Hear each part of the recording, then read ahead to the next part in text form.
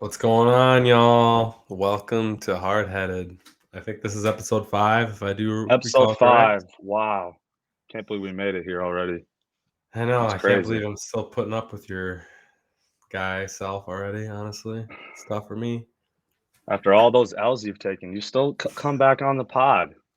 I I'm still proud have of better you. takes, though. Doesn't matter if Oh, they win or lose.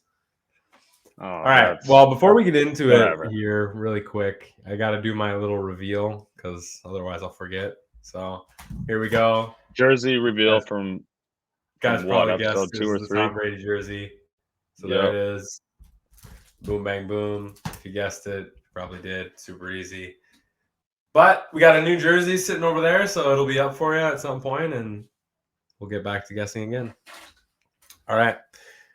So, first topic is lucky that we're filming on Monday night instead of Monday morning like usual because Calvin Ridley.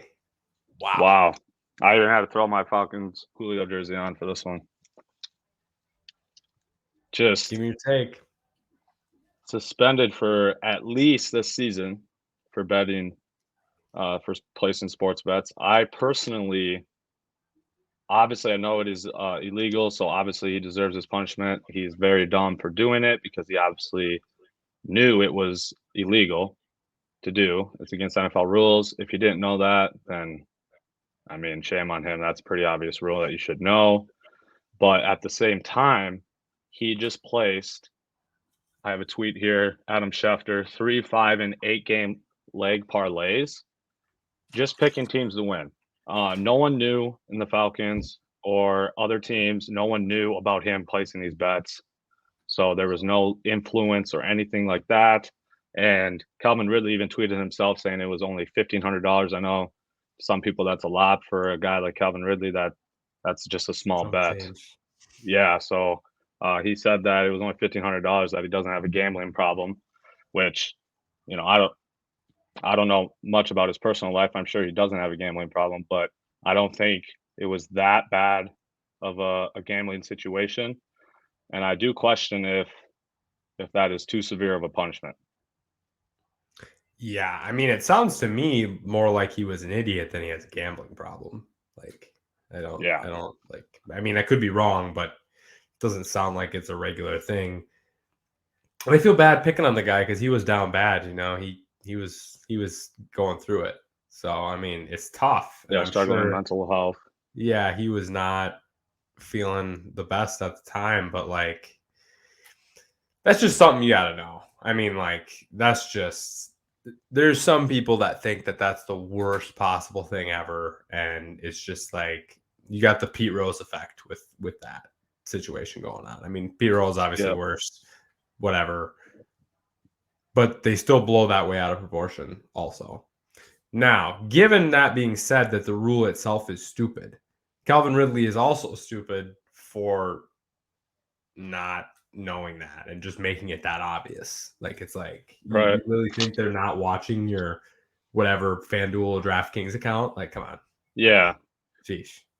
He placed it on his own phone, didn't he? Yeah. So Come on. there were definitely other ways he could have gone about it. He could have, I don't know, they could have obviously still found this out, but he could have just had a friend place the bet for him, give him money. And that's what But makes me think it's not like a gambling problem, because like if you're like have a gambling problem, you've been getting away with it and you right. wouldn't be dumb enough to do it in the easiest way ever to get caught. You know what I mean? Like, it just doesn't Yeah. fit like that line.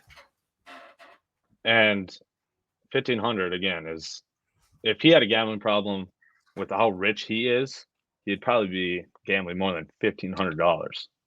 So he makes well more than that in one game. But to go back to what you said, I do think the punishment is overboard, but everyone knew it would be overboard. Like, Right. what that means. You know what doing that means. Like, even if you don't agree with it, which I don't think we either of us agree with it, you know that. Like, that's just like one of those things that is so taboo, and you know how people are going to react. You Some know how stiff the punishment's going to be. So he is suspended for at least one season, possibly more. Rodgers Goodell's statement literally said the words "at least," but some other punishments here. So Ray Rice, that situation, he only got 2 games. Adrian Peterson, he got felony child abuse. He only had 6 games. Greg Hardy beat his girlfriend, was 10 games, and then it got reduced to 4. So you see, like, these other, in my eyes, worse. Well, Ray Rice also got resuspended when the video came out. His True. original That's true. suspension was 2 games, but Yeah, that's true. still, I'm not But then you defending get- it because still the original suspension being 2 games is awful. But yeah, Then you get the guy, Josh Gordon, suspended. He had to miss multiple years just for weed. So something the NFL currently does not even test for So anymore. that one obviously is like Calvin Ridley's. That was like way overboard, but it's just interesting the different penalties they give out for these different situations. Yeah. And I guess my final thing is just he knew what the punishment was, and he did it really stupidly.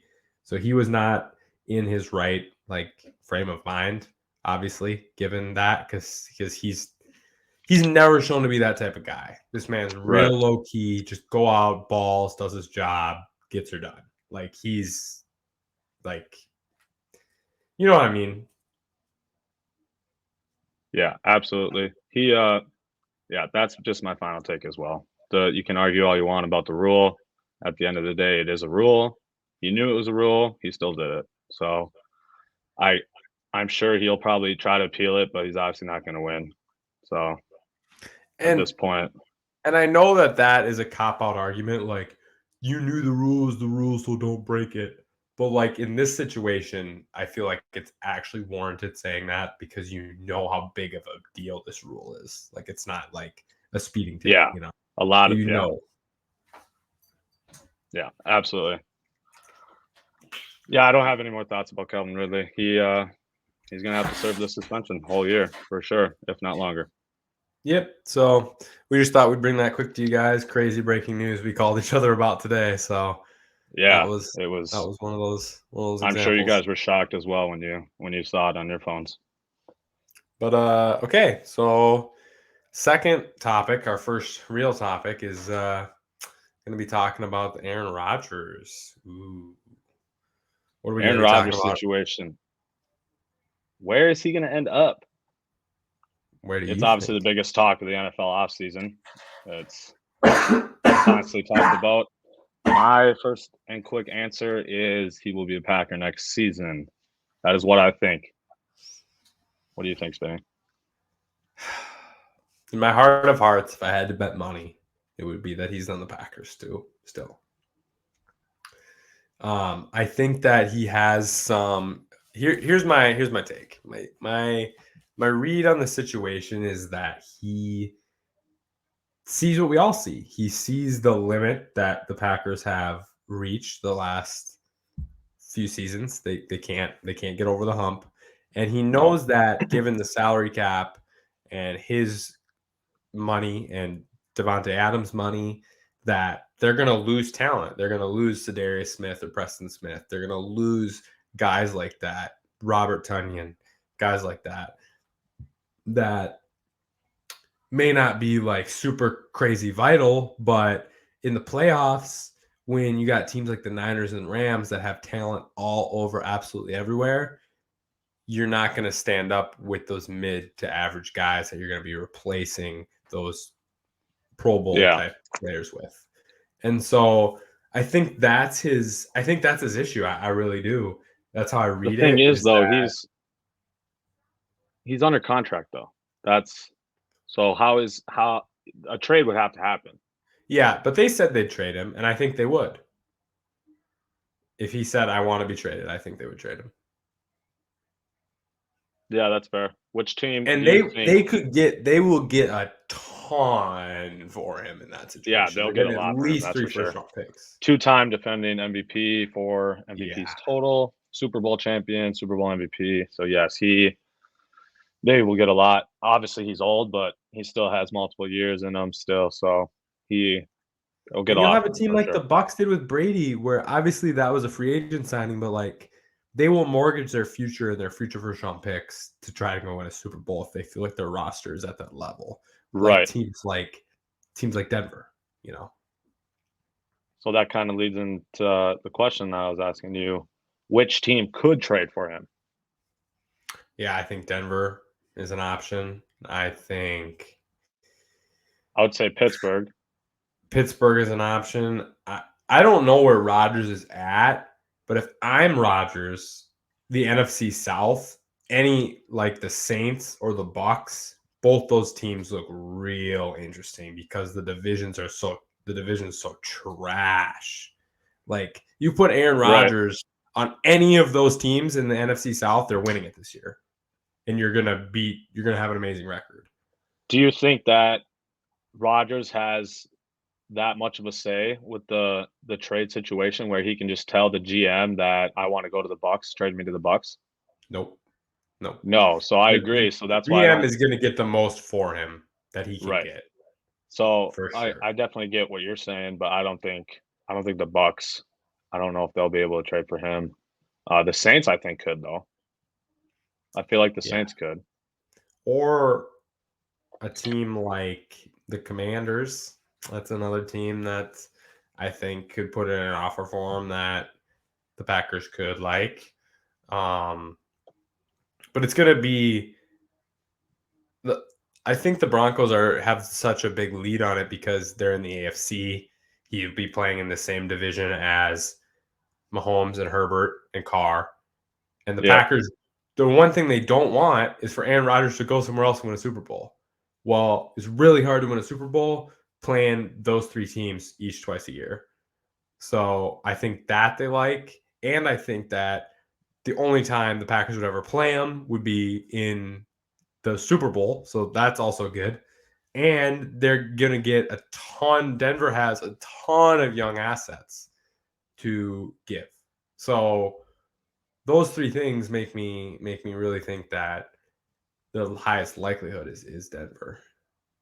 Yeah, I like those arguments. I just again I would go back and to what I said right away is I think he's going to be a Packer. Yeah, Um, me too. but yeah, definitely the most realistic Denver, and I would say Pittsburgh. I would say those would be the most realistic trade spots because they're definitely getting him out of the NFC. That's for sure. I think so too. They're not going to want to face him in the NFC, And I especially don't like know in the playoffs or what AFC teams other than Denver like would be going hard after him and have enough to offer. well, Miami, Pittsburgh would be the only Pittsburgh. one. But I don't know. Again, yeah, I guess I don't know if Pittsburgh has enough to offer, but they obviously are in need of a quarterback. That's why I like Pittsburgh as an option. Agreed. But I did the why I think he's going to the Packers is because they offered him in quotes market altering contract extension, which for those that don't know, Mahomes is the highest paid quarterback at 45 mil a year. So I would imagine if it's market altering, it's got to be over 50 mil a year, right? Yeah, I mean, And that in my head, it has to be at least 10 million. Oh, it's got to be at least 55. Otherwise, like can you 50 is imagine that making market altering? Not really. 5 million more? Yeah, probably. I don't Maybe. know. I don't I know. I think 50 still would count as market altering just because obviously no one's ever been paid True. over $50 million per year. True. That is just absolutely insane. That would be more than 50 anybody. mil. 50 mil a year, that's more than NBA players. So that's ridiculous. But obviously the quarterback is by far the most important position in the game of football. So that's why they get so much money. Agreed. Yeah, But that's pretty much that on Aaron Rodgers. So now we get into yeah, the real fun. comment below where you guys think Ooh, Aaron Rodgers is yeah. going to go. Is he going to be a Packer? Is he going to retire? Is he getting traded? And if he is getting traded, which team is he going to get traded to? So drop those comments below. We want to hear your thoughts on the Aaron Rodgers situation. And somebody Also drop please comments. roast our takes for once. Like, Yeah, sheesh, y'all. we Y'all don't are get too enough comments nice. Y'all roasting our aren't giving takes. us much. Please roast us. Yeah, come on. This is hard headed. We want to get into some good debates with you guys because, as you guys all know, I always destroy Spinny in debates on this podcast. So I would like to destroy Such a you guys in snake. some debates as well. Honestly, the snakiest. Should we jump into this this mock draft, huh? That's Yeah, the I'm next ready for topic. this. So we're gonna do the mock draft. We're doing the first 16 picks, so the first half of the first round. So we'll show you what team is picking, what positions they kind of need, and then obviously who we think they're going to take. So Jaguars, their team, obviously they're just bad everywhere. So they need more than just O-line and receivers. We both have them taking tackles. I think these are the best two tackles. I got them as like a 1A, 1B type situation. I think they're both going to end up being really good. I do think that because of the fact that Evan Neal didn't do the combine, that's why I think the Jags are going to go with Akeem here because he had a freak showing at the combine. So that's just why I ended up going with Akeem instead of Evan Neal here. Yeah, I agree. It's kind of a toss up. I mean, Evan Neal's 315 picture was pretty impressive, I will admit. Yeah, for sure. But yeah, I just toss pick between these two. I know the Jags at the combine were tied to the NC State tackle a lot, so maybe that's another thing why your pick was I know the right. Jags. Yeah, But Jags I just I know think are that high on Evan them, Neal will show out at the pro day, and he's a stud. So I hope I just so. went that way. Yeah, I do think personally, if I was the Jaguars GM, I would pick Evan Neal. I just think they're going to pick Akeem. That's why I went with him. With the second pick, the Detroit Lions, another team that needs multiple positions, for sure need upgrades at receiver, edge, corner, those type of positions. You got Ahmad Sauce. You got him coming all the way up to 2. I feel like that is a huge stretch. What do you guys say about a Sauce Gardner? This man showed out at the combine. This man was a stud. So He did. He showed out. Yeah. He obviously had a great season as well. I think he's a playmaker. He's a difference making potential on defense. That's and fair. I think that is a spot you got to take at 2 if whoever the biggest difference maker that you think it's going to be. And I think he's a better defensive difference maker than Hutchinson or the Oregon edge. So that's why I went him. And I just slightly agree with what you just said, which is why I went with Aiden Hutchinson. I just don't think they're going to be able to pass up on him. As we know, pass rush is one of things you need to be a successful team in the NFL. So I think For sure. I think they're just going to have to go with Hutchinson. I do like Sauce Gardner's potential to be. I think he could be better at his position than Hutchinson is at his position. So I do like your pick there as well. I just think that might be a little bit of a stretch for Sauce there. Houston Texans, third pick. We are in agreement. Kyle Hamilton. I personally think he has the highest potential out of anybody in this draft class in terms of where they can get on their position rankings. I think Kyle Hamilton has potential to be number 1 safety in the league at some point in his career. I also would say I think Kyle Hamilton is the best instant ranking for rookies at his position. I think he's going to come in and just be a guy right away. Yeah, literally the best position rank of any player in the draft this upcoming first season. I think he'll win Defensive Rookie of the Year. I think he's the best player in this draft. There's so much tradition, right? You don't draft safeties top 10. You don't draft safeties top 5 for damn sure. So that's hindering him maybe a little bit, but I think we're finally at the day and age. And with Houston, where they need absolutely everything, essentially, you might as well take who you think is going to be the best player. And I think that's Kyle Hamilton. Yep. In agreement there. New York Jets, 4th pick. They have 2 picks in the top 10, so that's going to be interesting to see what they do on draft day. So this is where you got Aiden going, and this is where I got Sauce going. So we did a little flip-flop with our 2 and 4s. Obvious reasons there. The Jets, for me, Jets need a cornerback, so that's why I got Sauce going there. And I do like your Aiden Hutchinson because they obviously need a pass rusher in New York as well. So good picks there. Do you have any thoughts on Nope. on Aiden He's Hutchinson playing going there. well. Yeah, I think those are some great picks there. Here we got the Giants. It's always funny Yeah, that the Giants and Jets are both in like the top 5 all the time. New they York, are and they just awful. always suck. Like, come on. So yeah, another Um, team needs a lot of positions for sure. Need D line and O line. their O line is Yeah. atrocious. So I Atrocious. I absolutely don't see them picking anything other than a lineman right here in the 5th pick. So Yep. this is where I got Neil going. You got Akeem, obviously, as we said with the first pick, 1A, 1B type linemen. They're both probably going to be really good in the NFL. So yeah, this is just a no-brainer pick for the Giants. They got to Yep. pick one of Good these two. tackle flip. Go protect Daniel Jones. Carolina. They More obviously O need linemen. QB. They need line. Well, let's be real. A lot of teams need linemen. So Yeah. that's a constant need for And this teams. draft has a lot of freaking linemen. So This this draft is has the a lot of one. like high quality linemen too, in my eyes. Like guys Facts. that I think will actually be solid Pro Bowlers and things like that. Top of This is the their position. deepest line draft, both sides of the ball, we've had in a while for sure. D Yeah, line, O I line. would agree because those are like essentially Those the are the top best prospects in players. my eyes. Yeah, Yeah. for sure. So yeah, we got another tackle here. Both in agreement. Charles Cross. He would be definitely in my eyes. He's the 3rd best lineman. So I think the Panthers just gonna.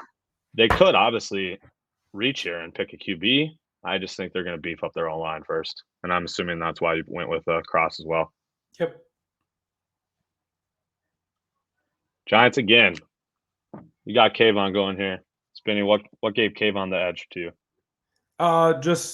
Just what the Giants need. I mean, I think getting either of those two tackles and then Kayvon as your edge rusher. I mean, that's what you need, an edge rusher and a tackle. I mean, those are two of the top 5 most important positions in the NFL, and you got 2 super talented guys at those positions, protecting your quarterback and getting the other teams. That's how you win football these days. Yeah, I do like that pick. That's a solid pick for them. I'm giving it to Trayvon Walker though. I think his size, his versatility, he can play multiple positions for them.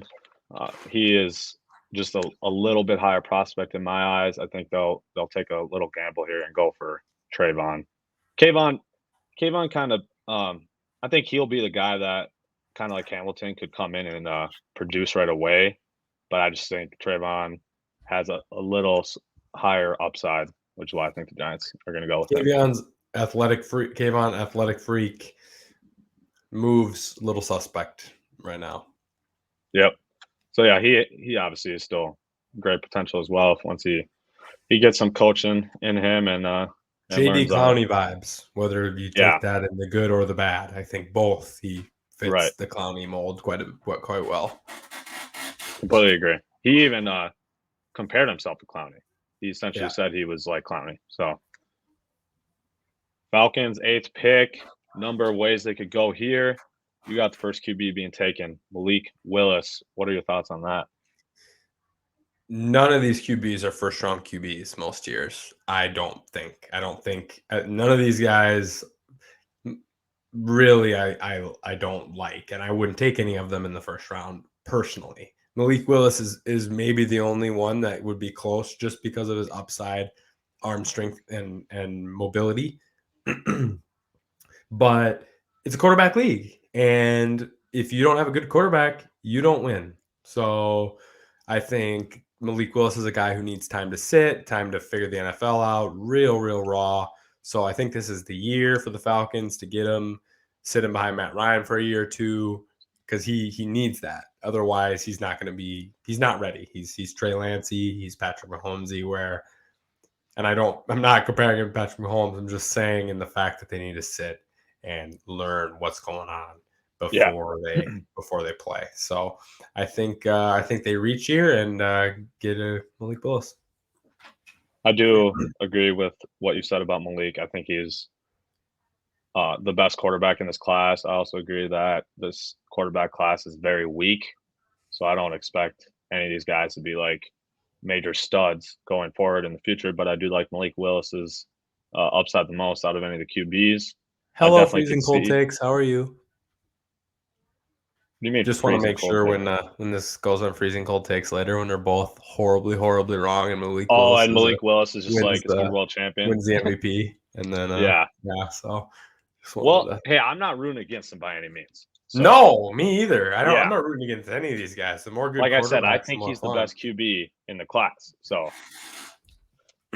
I got Kayvon going here. Obviously fits a need. They need a pass rusher, so I got Kayvon going here. Ninth pick, Denver Broncos. This pick is really interesting to me just because I've seen a lot of talk where the Browns may potentially move up and take a receiver here because they're scared about the Giants taking receiver, or the Jets, I mean, with the 10th pick. Jets obviously need a receiver. So I've seen that is a potential rumor of the Browns' 13th pick right now, trying to move up to the 9th pick here. And this is also where I can see, like as you have, a QB being taken, Kenny Pickett. I think they could reach here as well and pick Kenny Pickett. I went with Jermaine Johnson. Read some articles that they're really high on him. Broncos organization is, and they could use another pass rusher as well. So I think they might go. My prediction for their QB situation, they're either gonna run with Teddy again, or they're gonna try to make the trade. Obviously, we talked about earlier this episode that Rodgers possibly getting traded there. So I think they're gonna try to find a veteran QB and win now. That's what I think the Broncos are gonna try to do at least. And I do mostly agree. I think the Broncos' ideal situation with their roster is win now. But I also don't think the Broncos are high on Jimmy Garoppolo. I don't think the Broncos are high on Jameis Winston. And I think the Broncos have seen, and I think I've seen what I think the Broncos have seen what Teddy Bridgewater's post-injury ceiling is, and I don't think they are wanting or acceptable of that. I think Kenny Pickett is the most, given his experience and starting time, the most ready to play right now, but he's also a low throw power quarterback, and that scares me. I see a lot of like Daniel Jones type, a little pretty mobile, but can't really get after it. That's my read on Kenny Pickett, and I hope he, out does it and is amazing. But I just don't get that read from his quarterbacking style in today's NFL. But I think when it comes down to it, if Denver can't get Aaron Rodgers, I think their best option is Kenny Pickett, given their views on Jimmy Garoppolo and the ceiling of Teddy Bridgewater. So that's why I want Kenny Pickett here. Yeah, obviously over a month till the draft, so obviously there's things that could shake up and this is way too early, Abby. Yeah, for sure, and cause teams to change their draft strategy. But this is what we're thinking right now. Jets. This is where I got them. Giving Wilson some weapons. I'm taking Garrett Wilson here. I think he is the best receiver, I would say, in the class, but I'm not sure if I really like many of the receivers in this class, to be honest. But we'll see. But I think they're going to take Garrett Wilson here. Yeah, I think the Jets are going to build on defense here. Sticking with Hutchinson in that first pick there, and then going Devin Lloyd, who, man, this guy's good. Utah is probably a team that most people don't watch that much, but man, this guy flies all over the field. Very like Devin White type linebacker vibes from him. Crazy, crazy, crazy good. Bus has him way too low. There's no shot he's falling to 16. Way too good. You'll see. And so, yeah, Jets are going defense, build it up here. It's kind of how the Jets roll. Robert Saleh, how are they? Coach, so what are they going to do on offense, though? Who's Wilson throwing the ball to? He's throwing the ball to Elijah Moore. Right, but that's it. That's just their only option. They have Elijah Moore and Garrett Wilson out there. Yeah. I feel you. I just feel like the Jets. I'll go for defensive stops. That's kind of how they roll. Well, knowing the Jets, let's be real here. Knowing the Jets, they'll find a way to mess up these two top 10 picks. Oh, knowing the Jets, they'll take like Kenny the Giants Pickett too. and Malik Willis, and then trade Zach Wilson and do the most messed up thing you can possibly do. The Jets organization is bleh. Yeah. So knowing the New York teams, they'll both somehow mess up this Facts. for sure. Washington now Commanders. Not that big of a fan of the name, but it is what it is. I got Malik Willis going here. Best QB in my eyes. They need a QB. They obviously could solve that maybe in free agency or try to get trade for QB as well. But I'm just going to go with Malik Willis here. Yeah, I mean, I think Washington's going to get a quarterback, a veteran, Jimmy Garoppolo or Jameis Winston or somebody like that. Mitch Trubisky, maybe even low key. He could be going to Indy too. Maybe. Mitch Trubisky will be okay. Hot take here. Mitch Trubisky will be an NFL starting quarterback next year, either for the Colts or for Washington. Heard it here first. I feel like that's not. You think they would start Mitch over Wentz? Yeah, definitely. 100%. The Colts What will happened to start you? Mitch What over happened to you Carson Wentz. loving Wentz? I do love Wentz, but the Colts don't. Because The Colts are low on Wentz. I think Wentz is better than Mitch Trubisky. I like. I mean, Wentz. I do too. I mean, Wentz wasn't bad last year. He was like average. I mean, that's what you wanted from him, I guess. So He's mid. yeah, he is. But Is I definitely Heineke a don't free agent? what? Is I think Heineke a free it's agent? a team option. Team option. Okay. Yeah, I'm pretty sure. Yeah, I mean, they obviously Heineke's not gonna bring them anywhere. I don't think he's No. a decent quarterback, but I love nothing special there. Taylor Heineke's one of my fan favorite guys, but just because I agree. he's gutsy and I don't know, he's fun, He's pretty but, fun to watch. He's not a great NFL quarterback. Obviously, he's a backup, but yeah. Here we go. The pick we want to discuss the most, our own pick. We got Jordan. I'm good with either of these two right here. Same. I would be really happy with the Vikings. Spinny and I are both a little biased with who we think they're going to take because I want Derek Stingley really bad. We obviously need cornerbacks. Spinny really wants Jordan Davis, and we obviously need D-line as well. So I will be wow. I might even cry tears of joy if we get one of these two guys. Yeah, the way we've messed up the draft under the Spielman Zimmer era for the most part. I hope we can get a good player here, and I these are the two guys I want. I think Derek Stingley is probably more realistic, given Sauce Gardner's rise and Stingley's injury. And when we were talking before this, you said something that I really agreed with, and that is I think Stingley has that like moxie cornerback Pro Bowl it factor thing. So I think and he balled out, like you said, obviously at LSU. So I think if he can get past his injury and figure it out, he's going to be real good. Yeah, I think he can be the next guy for sure, the quarterback position. And I think Patrick Peterson teaching and mentoring him, that would be, I mean, that's obviously going to be really beneficial. So that's kind of why I want Derek Stingley. But and Jordan Davis is biased just because I think he's going to be really good. Same. So big, so fast. A lot of like Vita Vea vibes or Haloti Ngata, Ravens old player. Huge, athletic. I just love him. I just want him. I want to have him stopping the run, crushing the run for 10 years. But yeah, a little bias on the Vikings picks, but either of these guys would be beautiful. Beautiful. Beautiful. Cleveland Browns, pathetic franchise in my eyes. They need some tune-ups, wide receiver, D tackle. This is where I got Jordan Davis going. Trayvon Walker, you got him going here. You think he's going to fall all the way to 13? Yeah, I think so. I don't know. I don't think any of those teams really want to D tackle that bad in the top 10, but who knows? I think his draft stock's a little lower right now. As we get closer to the draft, I think this is one of the he could climb quite a bit, but we'll see.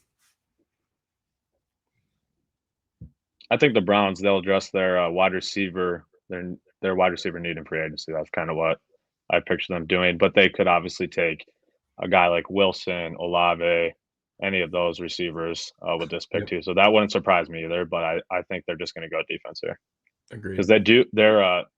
their D line only Myles Garrett's returning, so everyone else is a free agent. So they need guys. They need it. Baltimore Ravens. Here they obviously mainly just need D and offensive line. They're a solid team, obviously. I do like. I'm kind of interested in your thoughts on Derek Stingley. You think they're going to go cornerback here? Yeah, I think they could use a second corner, and I think Derek Stingley is another maybe star potential guy.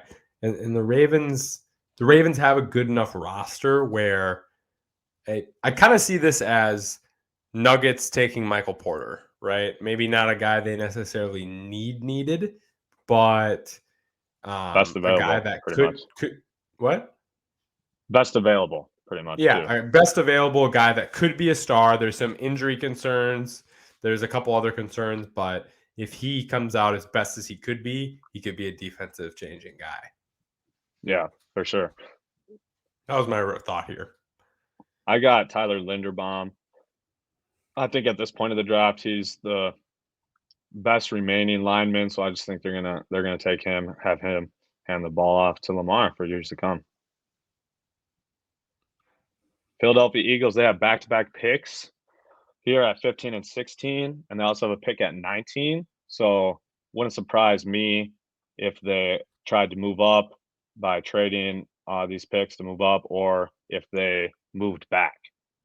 So I do expect to see some Eagles trade talks as we move closer to the draft and on draft night especially. So be on the lookout for that. Here I got David Ojabo. He's got a number of question marks right now, but I just think his potential, especially rush defense is brutal, but his pass rushing is just elite. So his potential is very high in my eyes. So I got them taking him here. Yep, and I got they need an edge rusher, and I think that Jermaine Johnson could definitely go earlier than this. I think if he falls to 15, he's most definitely the best pass rusher available at that point, and that's what the Eagles need. So there we are. Yeah. So yeah, and he might be the best player available still. So that's another thing. I totally agree with you. If Jermaine is still on the board, the Eagles will probably take him. But I obviously already had him being taken, which is why I went Ojabo. And then with my next pick, I had Devin Lloyd, as Spinny mentioned a while ago. He thinks this is too low. I just don't know if many teams ahead are going to pick a linebacker. So I'm kind of skeptical here. I do like your Nakobe Dean pick though here as well. Yeah, I think Lloyd, if he's still here, he's the best available player. I think Nakobe Dean's good. I think he has some limitations, but at the time that we're getting him here, I think it's a good pick. And I think the Eagles really are trying for a defensive rebuild. So I think there's a good chance they take for sure 2 of their 3 picks on defense. Yeah, no, I completely agree. Completely agree with that. I think, you know what time it is, Spinny? Time for me to beat you in trivia. Oh, no. You're not going to beat me in trivia. No chance. Yes, sir. It's trivia time. As we introduced last episode, roughly halfway through each episode, we're going to do a little trivia game centered around Minnesota sports, of course. All right. This time you got to ask me first. Okay, I'll ask you first. Easy question. Okay. Who was the first, or I should say, what was the first NBA franchise in Minnesota? The Lakers. The Lakers, correct. Because Los Angeles Lakers doesn't make any sense. There's no lakes in Los Angeles, people. Come on. Yeah, nice. We should have just kept the Lakers. We got 13,000 of them. We should have just kept the Minneapolis Lakers. That's nice. Literally, stupid poor owners in Minnesota. Because we won rings. Yeah, and the Lakers count those. By the way, those rings aren't the Lakers' rings anymore. They don't get them. We get them. The state of Minnesota gets them, not Los Angeles. LA Lakers, those aren't your rings. Sorry. I completely agree with you, but I don't think that's how that works. What? I completely agree with you, but I don't think that's how that works. No, it's not, but it's how it should work. All right. Your easy question. Boop, boop, boop. I just have to, before I ask this, I just have to say, if Bus gets this wrong, his father might disown him. So just be prepared Okay, for I'm this. kind of scared now. I'm nervous now. This is my easy question, right? Yep. Who is the Yeah. Twins' all-time home run leader? Gotta be Harmon Killebrew. Is that your final? You really? Why are you You're sketching sure? me out? You I'm sure? going with Harmon. Yeah, it's Harmon. It's Harmon. I was gonna say, there's no way it's not Harmon. Dude's got like 600 home runs. There's no way. Yep, it is your boy Harmon. Harmon's the leader by A lot, probably. 250 home runs. Yeah, I don't know if that's going to be He has 559, and second is Kent Herbeck with 293. 293 a second. Yeah. Oh no. Yeah. Yeah, I don't know if that's ever going to be beat. No, that's tough. All Well, right, Bob still loves you. Going on the Twins train here. Now my dad might hate you. Oh, by the way, my dad did text me last week after you butchered the Twins question.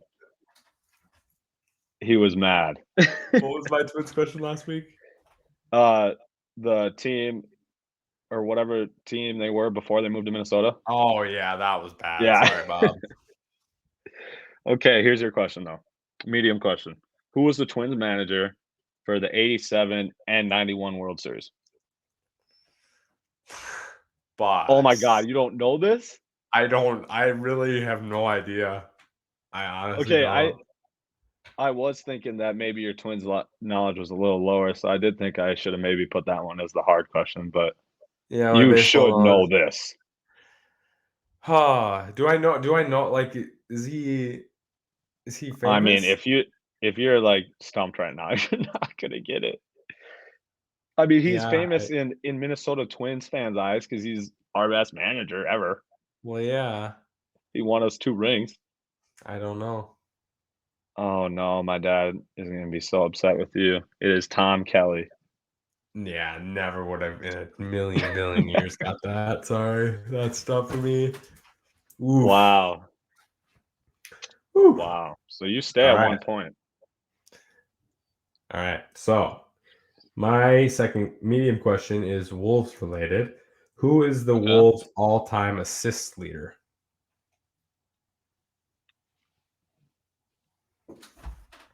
All-time assist leader. Oh, this is kind of tough.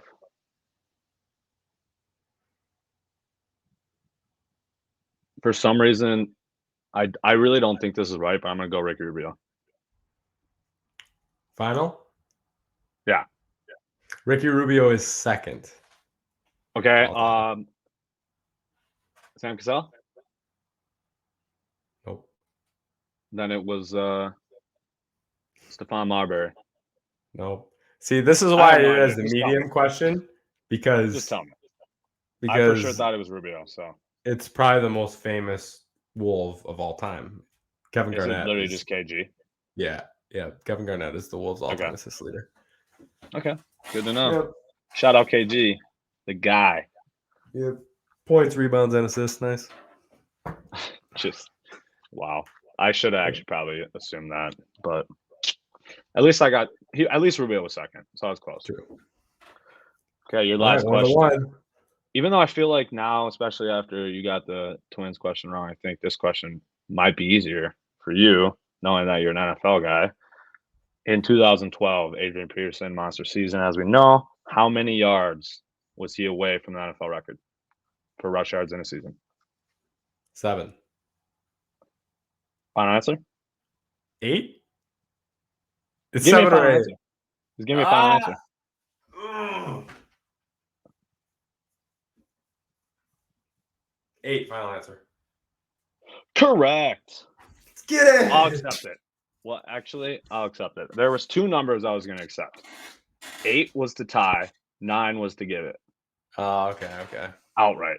But Fair. he would have shared it with 8 more yards, so I would accept 8 as well. Good job. All right. I think. See, that's why I didn't think that one was actually that hard because I actually would like if you asked me that, I would have got it. Yeah. I do remember the 8-yard thing.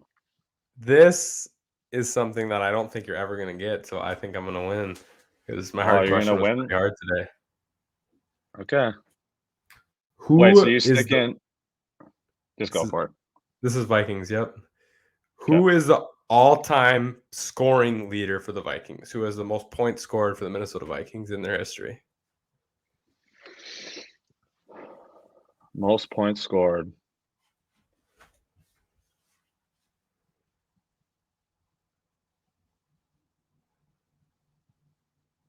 It's gonna be an old kicker, isn't it? Gosh, can't remember our kickers' names. Is it in my lifetime? Is that a No. hint you can give me? No, it's not in your lifetime. Oh, then yeah, I'm not gonna get this. Was it the '90s kicker or older No, than that? older. Yeah, then I'm not getting this. I don't have a guess. No Fred guesses left on Cox. that. Fred Cox. I knew. See, I should get a half point because I knew it was a kicker.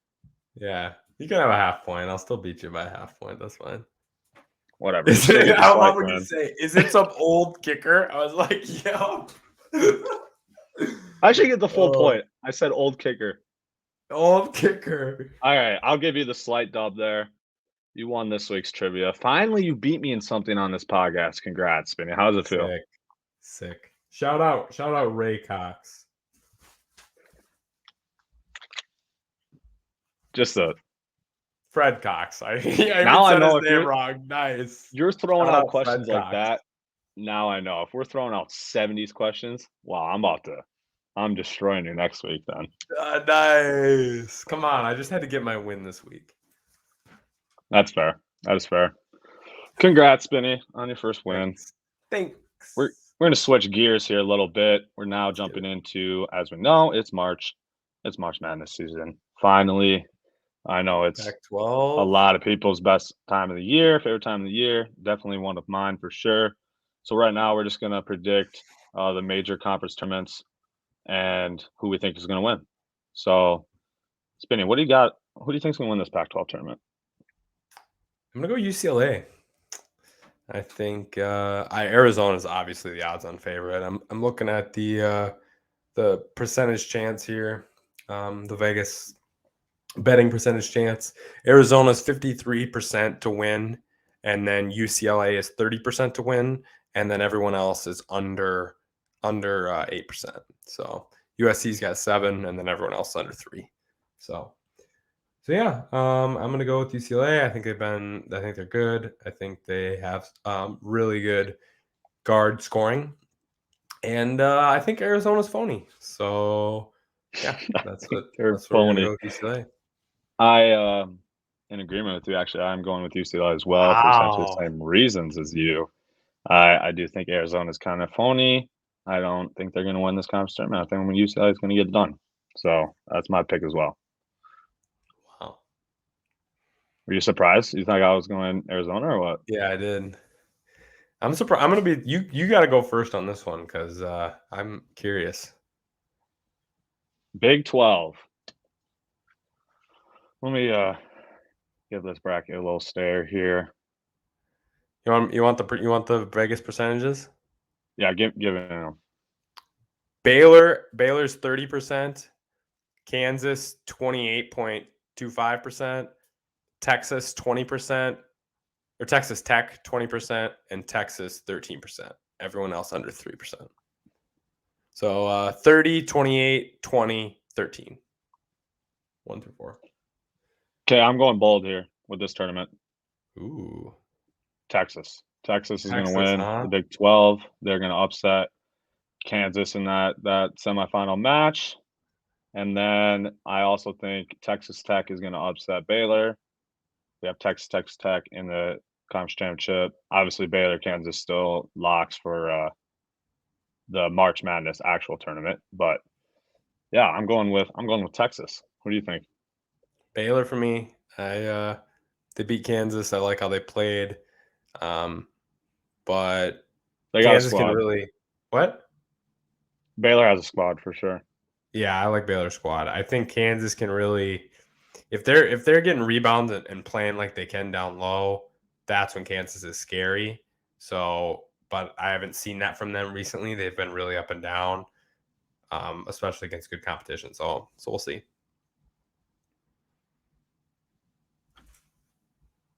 Big Ten tournament. I find it absolutely hilarious. My mom is a huge Badger fan. Gross. I That find it is absolutely gross. hilarious. Yeah, I find it absolutely hilarious they lost to Nebraska. That is wow. That was awesome. Absolutely pathetic. They had the Big Ten locked up. Instead, they lost. Now they're co-champs with Illinois. That and they even lost the 1 seed out of it, clearly. So that's really tough for them. Who do you got in the Big Ten? Yeah, I just gotta say the Gophers already lost. Sad. This bracket also is not exactly correct. We played Northwestern in the first round. The Gophers did, and took the fat L. So yes,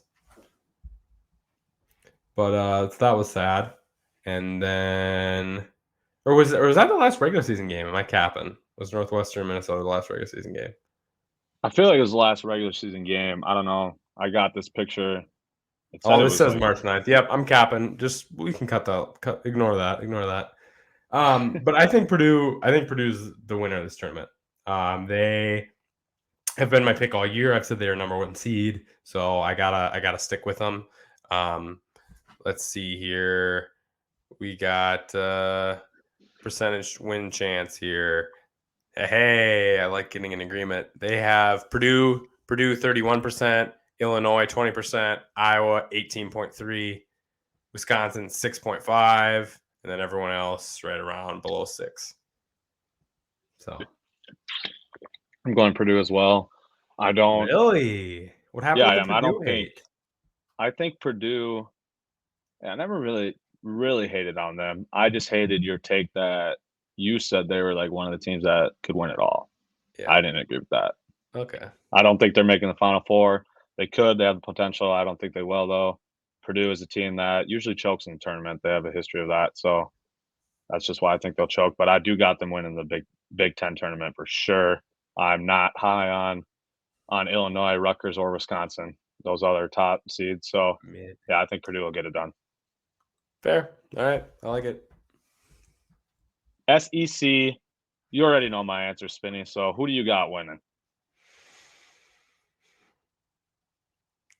I'm gonna take Auburn. I You think think uh, I one think seed they Auburn's get it done? I think Auburn's gonna get the upset. I think that Tennessee The is gonna be upset. They're the 1 seed. yeah, but come on. Everyone knows Kentucky's probably viewed as the best team. Come on. At least I think Maybe. so. But okay, I won't call it an upset. The 1 seed can't get an upset. You're right. But I think Kentucky's going to lose to Tennessee, and then I think Auburn's going to beat Tennessee, and Auburn's going to beat Arkansas and Tennessee, and that'll be that. I think Kentucky's going to get upset. They'll probably end up a 2 seed in the tournament. So percentages here: we got Kentucky at 29.2, Auburn at 24, Tennessee at 20, and Arkansas at 8.75. So Kentucky's 100% winning this conference tournament, and they'll be a 1 seed as a result. So I disagree. They're not getting upset. Obviously biased with my take there. Me too. ACC. Who do you got? I for sure have Duke winning this. I can't picture any of the Duke's other winning. ACC teams I beating kind of them. want You got to. I Duke kind too. of just want to pick North Carolina because they just beat Duke and they got a little swag. But Duke's gonna win. I mean, come on. Yeah, I agree. So The as ACC long is as Duke, mid this year. Weak. yeah, it Super really weak. is. The fact that Notre Dame's the 2 seed, they beat Yeah. Kentucky though, so that's kind of embarrassing. But The third best odds in the ACC are the 7 seed Virginia Tech. no way, are you serious? Yeah. That's actually hilarious. Yep. The 7th seed has the third best odds. Duke, then North Carolina, then Virginia Tech, then Wake Forest, then Notre Dame. Wow. Yeah. That is something. That is something. Yeah, for sure. Duke, I think, will get it done. If they get it done, they'll be a 1 seed. If they win the ACC tourney, they'll be the 1 seed. A 1 seed for sure. All right. Last I but think they're the definitely last not one. least. Yeah. Big East, definitely the least. He's just biased because his team's on here. Are you going with Nova then? Yeah. Yeah. I think the winner of the UConn and Nova semifinal will win. I think Okay. Nova's loss would come to UConn, and I think that Providence doesn't scare me. They beat him twice. Providence doesn't look when both of those games Nova has looked like we're gonna beat you and that's it. And Providence has looked like the little brother in those games. So obviously I'm biased in saying that, but that's how it's turned out a lot. So yeah, I think the UConn Nova winner wins. No, I agree. Actually, I think that's why I have UConn winning this tournament, and I agree with that take. If Nova beats UConn, then I got Nova winning it all too. But I'm gonna go with UConn. They've been playing really well as of late, so I think they're gonna get it done. I think they have a chance.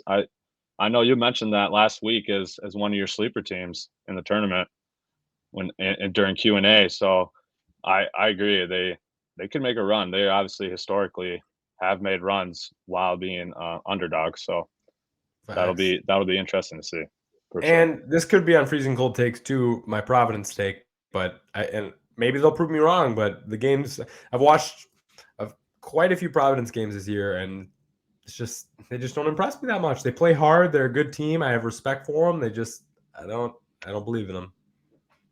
Yeah, I think they'll be an early exit in my eyes in March Madness. So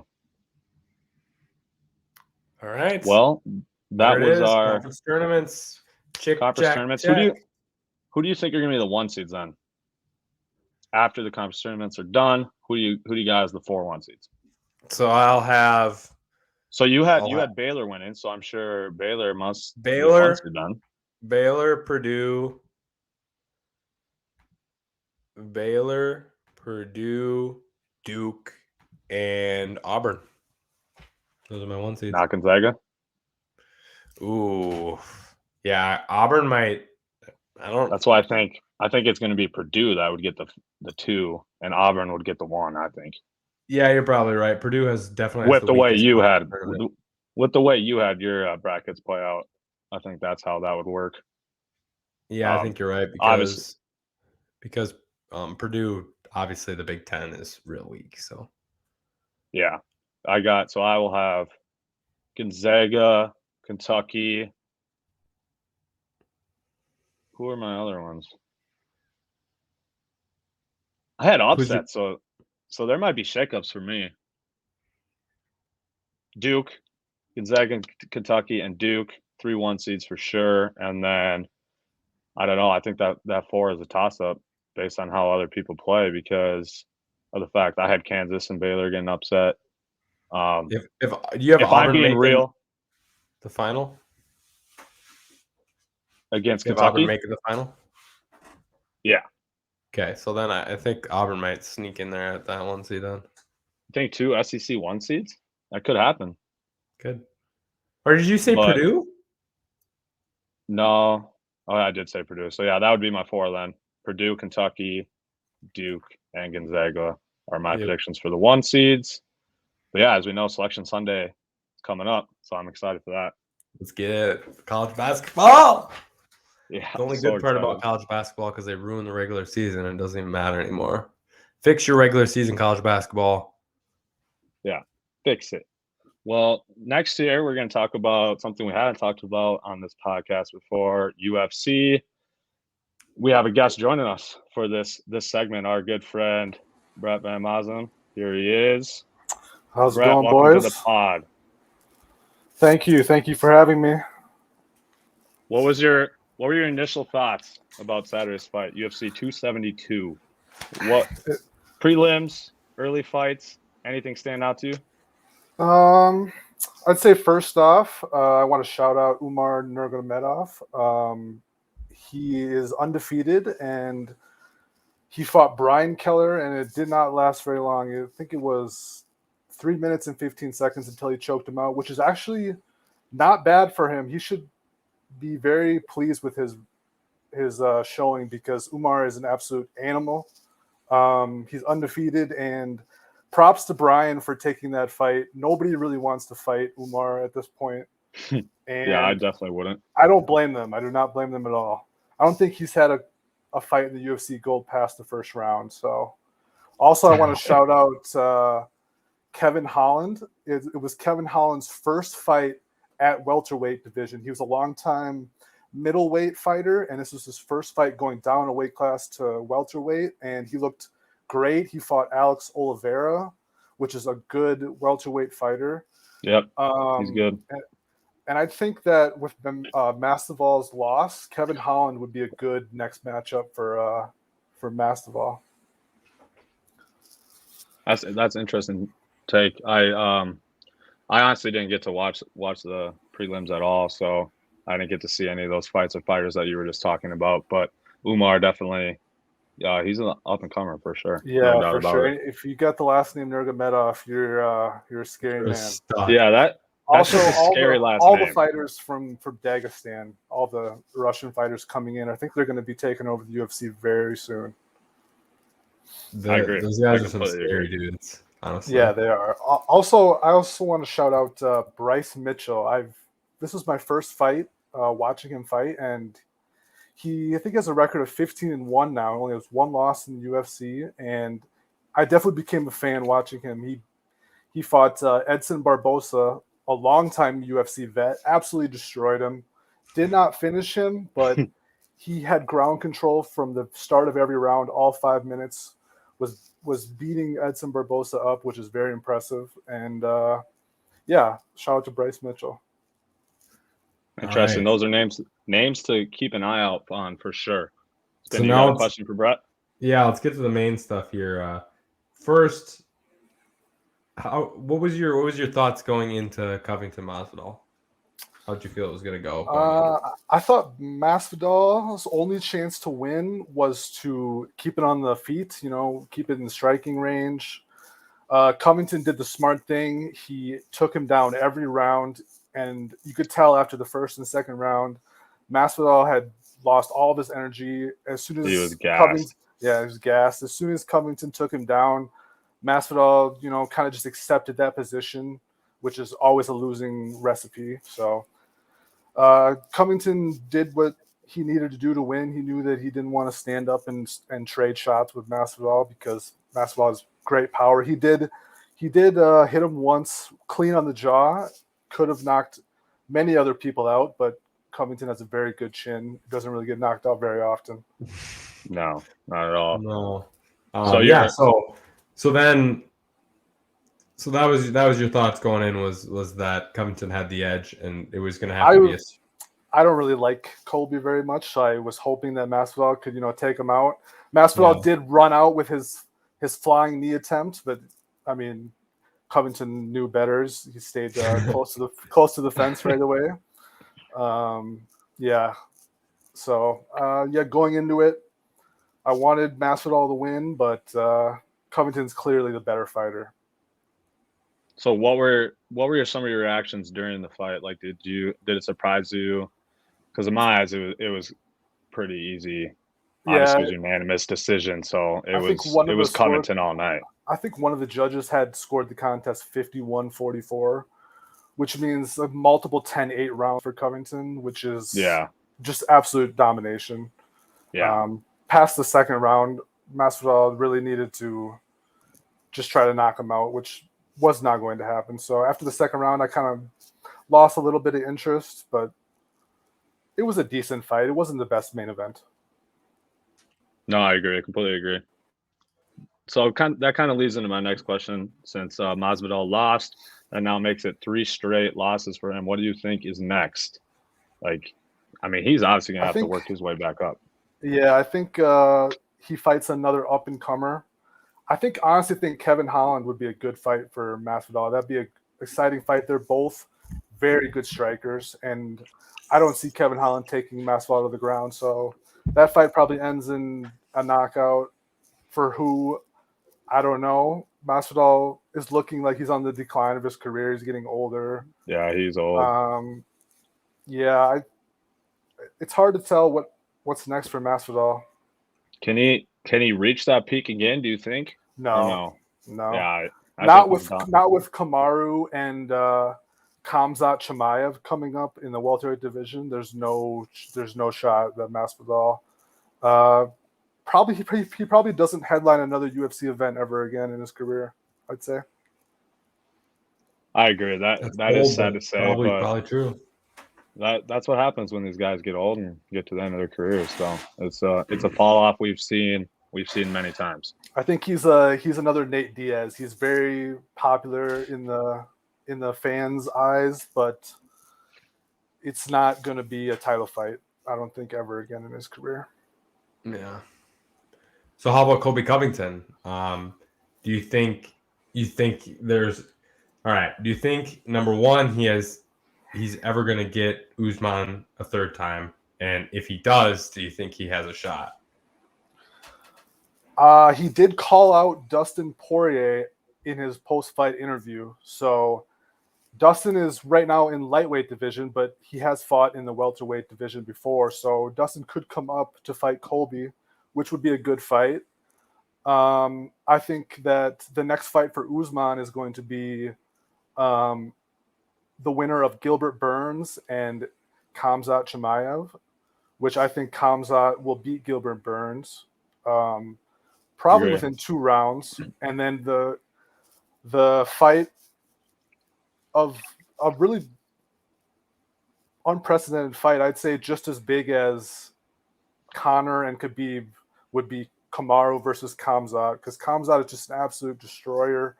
I don't see him losing even to Kamaru, and that's to say Kamaru's the best fighter in the UFC right now. Khamzat just looks like an absolute destroyer. So after he beats Gilbert Burns, I think Kamaru and Khamzat fight, and then if Usman wins, then maybe Colby will have another shot. Yeah, but I don't think Colby can ever beat Kamaru, to be honest. Fair. Yeah. Kamaru's just a freak. It's honestly insane watching him out there in the octagon. It is. It's ridiculous. So this is kind of my last question for you. Upcoming fights, next couple weeks, months, any that stand out to you? Yeah. So UFC 273 is a month away, April 9th. The main event is Alexander Volkanovski versus the Korean Zombie. And that's the featherweight championship, which doesn't interest me a whole lot because I think Volkanovski is he's probably I think he's ranked number 2 in pound for pound UFC rankings. He's absolutely amazing. The only person I think they can beat him is Max Holloway. So I think that the Korean Zombie has no chance. The main event is not the fight that I'm looking forward to. The co-main event is the fight that really interests me in that card. It's the rematch of the Bantamweight Championship, Aljamain Sterling, the champion, versus Peter Yan. And I don't know if you guys remember or not, but Peter Yan lost the belt by doing an illegal knee while Aljamain was on the ground. So that has some bad blood in that fight. So that fight was wild. I'd never seen a fight like that. I was like freaking out about that. I think Peter Yan gets his belt back for sure. I think so too. For sure. Yeah, I agree with you though. I'm more interested in that fight than the main card for UFC 273. UFC 274, May 7th, is the Charles Oliveira versus Justin Gaethje fight, which is is going to be. I don't know who to cheer for. Who do I cheer for? Oliveira for me, but man, I love both those guys. I do too. I'm good with either winning there. The winner of that fight is going to most likely fight Islam Makhachev, which is another Dagestan fighter, and he might win the lightweight championship for that because he's also very, very good. Because Oliveira is a champ, right? Oliveira is the champ. Yeah. And Islam is ranked number 3 in the division, I think. And then it goes number 3 Islam, number 2 Dustin Poirier, 1 Gaethje, and then champion Oliveira. So yeah, I'm really excited for that fight too. I can't wait. Two different fight styles, so it's gonna be interesting to see which one prevails. Well, not many people know, but Justin Gaethje was actually a 2-time Arizona State champion wrestler and wrestled for Oregon State. So he he's Okay. he's good on the ground. It's just Charles Oliveira is on another level of submissions and ground control, and it's going to be interesting to watch. His submissions make me sick.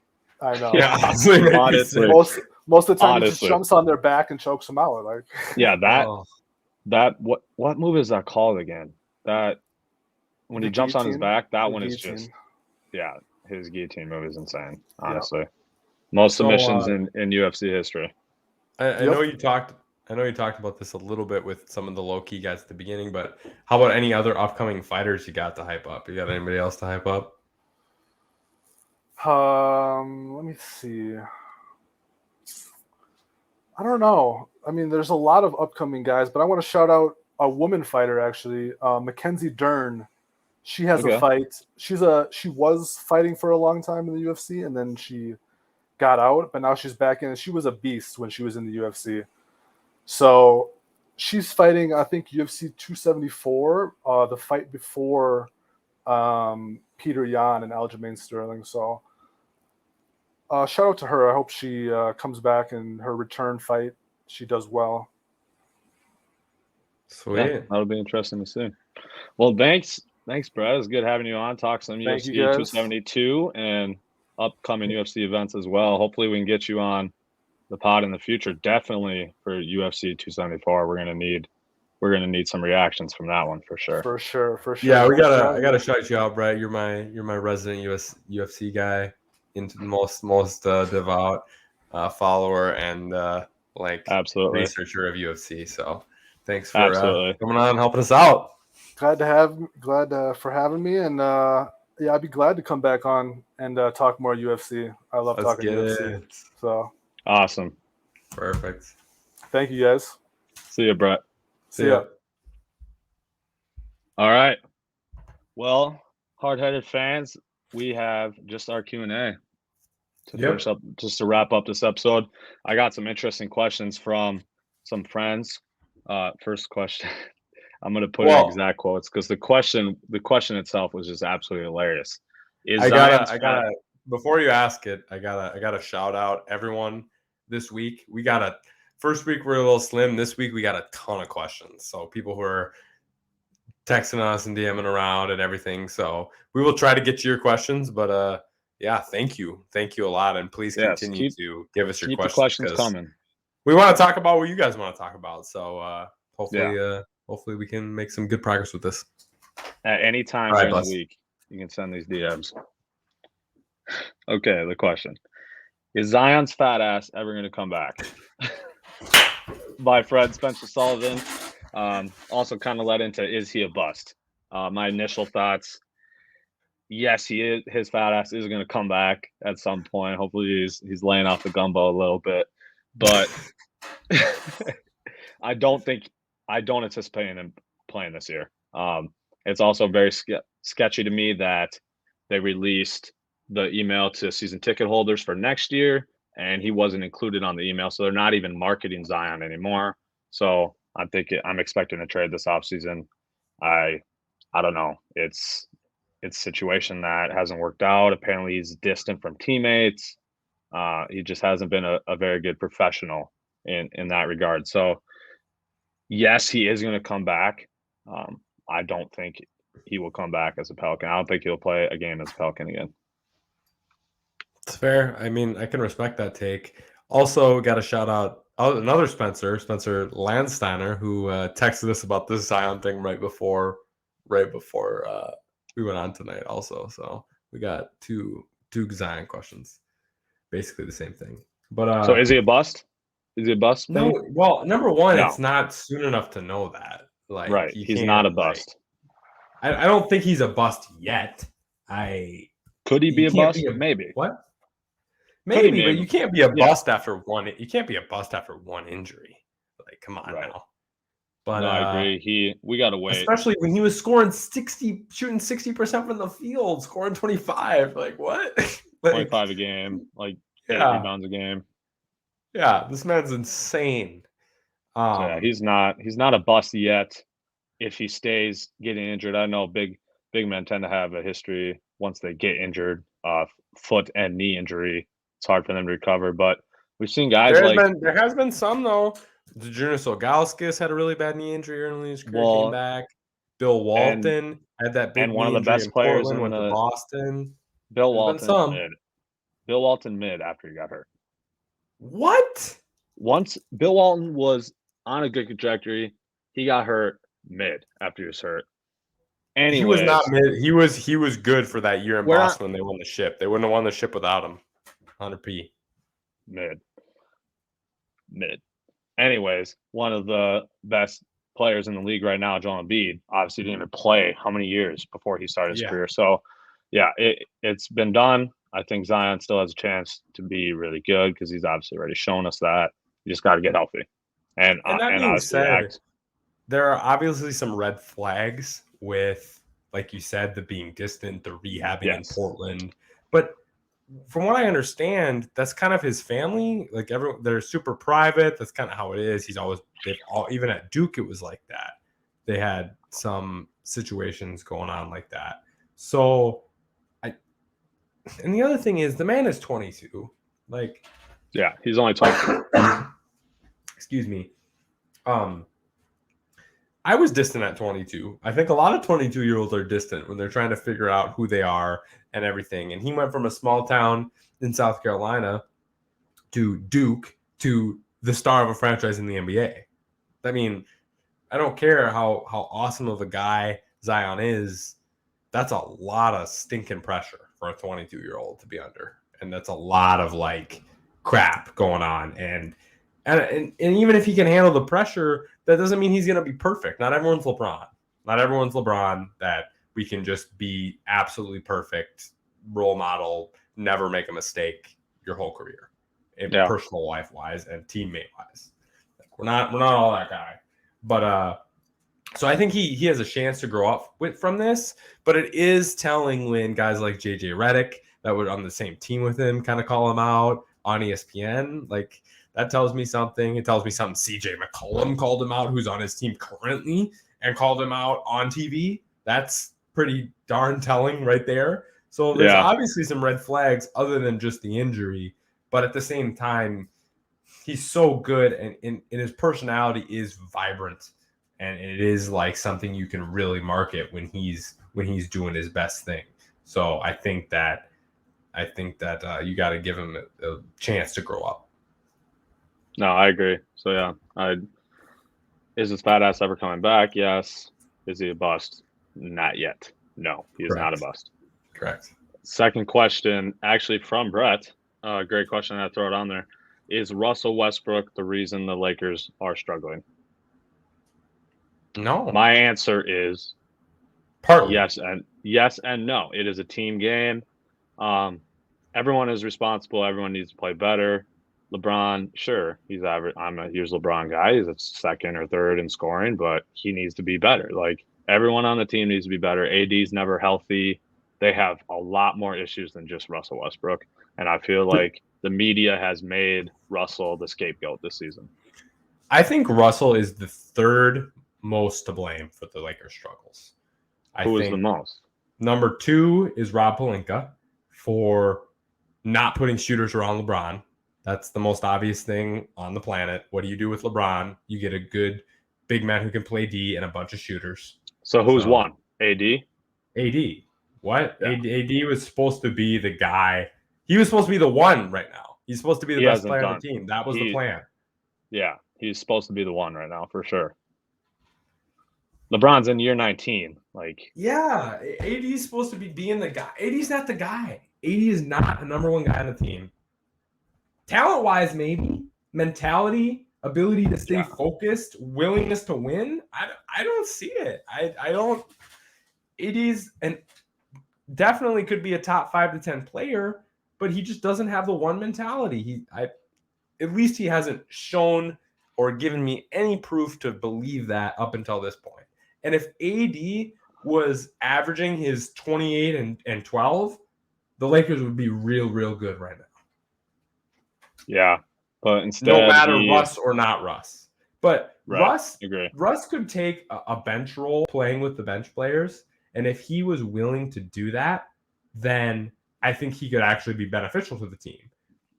So maybe his ego and his unwillingness, or Frank Vogel's unwillingness to make him do that, that is a detriment to the team. But I don't think nearly as much as the roster construction without the shooters or Anthony Davis. Yeah, I mean, I'm That's my fairly take in on those. agreement with you. I would say, I'm giving them all 1A, B, and C.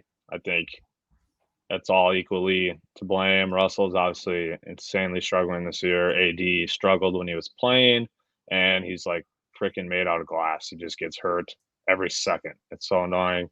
And like you said, his mentality is he just doesn't got it. He got a ring now. He thinks it's sweet. He thinks he can just go out there. I remember when he used to drop 40 on Cat's head and give Cat the work all the time. And when they played the Lakers this year, Cat was giving him the work like it was nothing. So The AD's Lakers would like, trade 80. The Lakers would trade 80 for Cat straight up right now. I guarantee it. yeah, they would 100%. And the Wolves would laugh. And if I told you that 2 years ago or even a year ago, people would have laughed Everyone in would my think face. that's insane. Yeah. Yeah. And now that's like a way more realistic take for sure. And I hope Anthony Davis proves it to me. I actually like Anthony Davis. so do I. He's obviously from Kentucky. Like, yeah. I love AD, but he has been. He's got to take it. He's got to do it. I want him to. I would love to see it, but I haven't yet.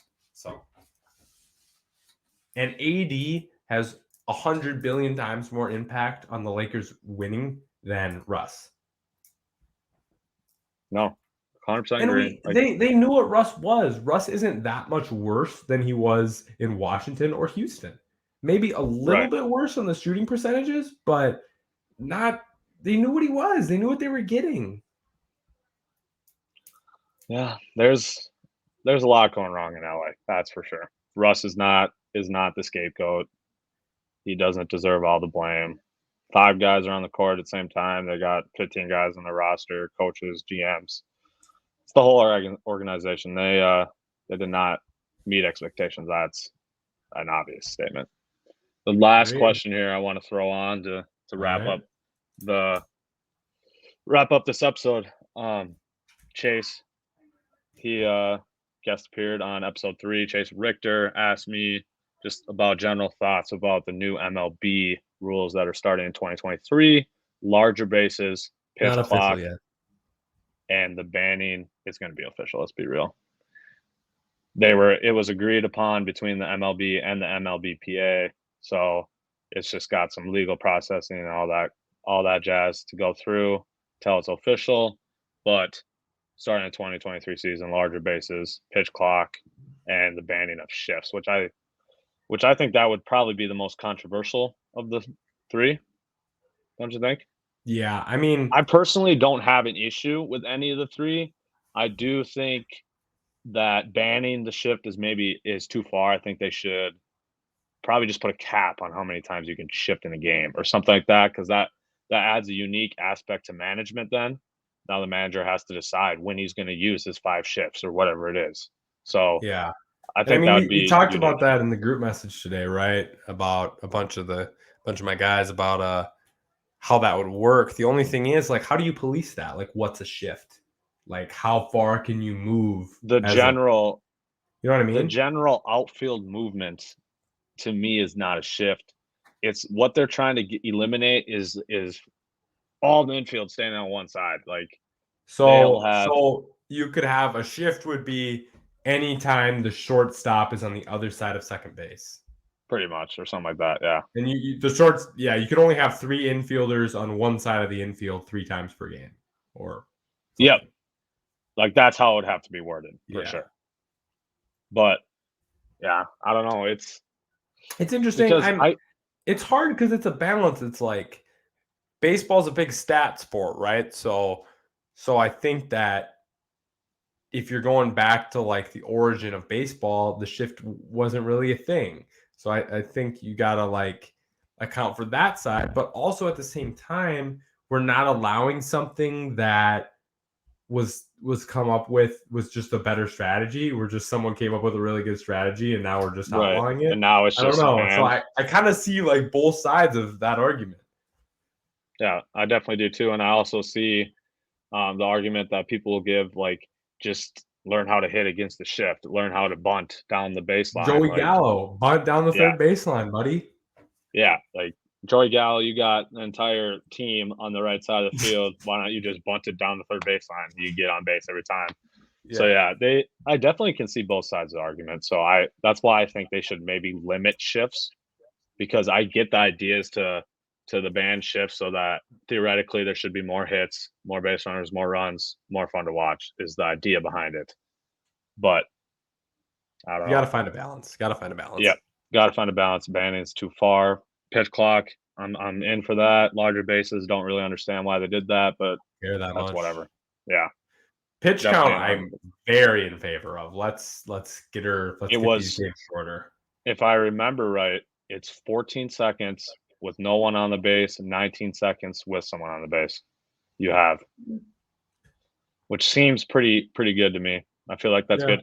This also may potentially lead to pitchers not being able to go as deep, though, if they don't get, the type of rest that they prefer between pitches.